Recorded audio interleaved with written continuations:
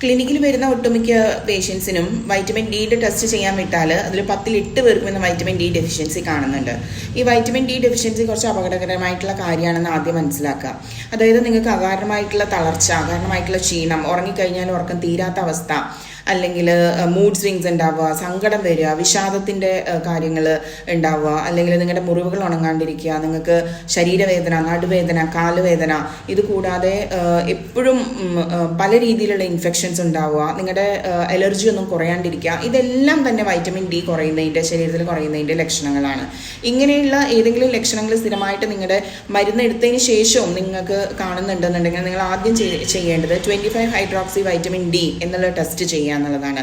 അതിൻ്റെ റേഞ്ച് നോക്കുക. അത് ഒരുപാട് കുറവാണെന്നുണ്ടെങ്കിൽ മസ്റ്റായിട്ട് നിങ്ങൾ സപ്ലിമെൻറ്റ്സ് എടുക്കേണ്ടതാണ്. ഈ സപ്ലിമെൻറ്റ്സ് എടുക്കുന്നതിൻ്റെ കൂടെ തന്നെ നമുക്ക് ചെയ്യാൻ പറ്റുന്ന കാര്യങ്ങളാണ് നമ്മുടെ ഡയറ്റിൻ്റെ കാര്യങ്ങൾ. ഡയറ്റിൽ ശ്രദ്ധിക്കേണ്ടത് അയില, ചാള തുടങ്ങിയ മത്സ്യങ്ങൾ കഴിക്കുക, മുട്ടയുടെ മഞ്ഞക്കരു യൂസ് ചെയ്യുക, അതുപോലെ ഫോർട്ടിഫൈഡ് ആയിട്ടുള്ള മിൽക്ക് യൂസ് ചെയ്യുക, മഷ്റൂംസ് ഉപയോഗിക്കുക എന്നൊക്കെ ഉള്ളതാണ്. ഇത് കൂടാതെ സൂര്യൻ്റെ വെയിൽ കൊള്ളുന്നത് 15 മുതൽ 20 മിനിറ്റ് വരെ ആഴ്ചയിൽ 3 തവണയെങ്കിലും സൂര്യൻ്റെ വെയിൽ കൊള്ളുന്നത് നല്ലതായിരിക്കും. അതും രാവിലെ 10 മണിക്കും വൈകുന്നേരം 3 മണിക്കും ഇടയിലുള്ള വെയിൽ, സൂര്യാഘാതം ഏൽക്കാണ്ട് ശ്രദ്ധിക്കുക. ഇത് ഇങ്ങനെ എല്ലാം ചെയ്ത് വൈറ്റമിൻ ഡി നോർമലാക്കിയാൽ മാത്രമേ നമ്മുടെ അലർജി കുറയുള്ളൂ, നമ്മുടെ ഇമ്മ്യൂണിറ്റി ഇമ്പ്രൂവ് ചെയ്യുള്ളൂ, നമ്മുടെ ഇൻഫെക്ഷൻസ് കുറയുള്ളൂ, മുറിവുണങ്ങുള്ളൂ, ഈവൻ മുടി പോലും വളരുള്ളൂ. Happy morning.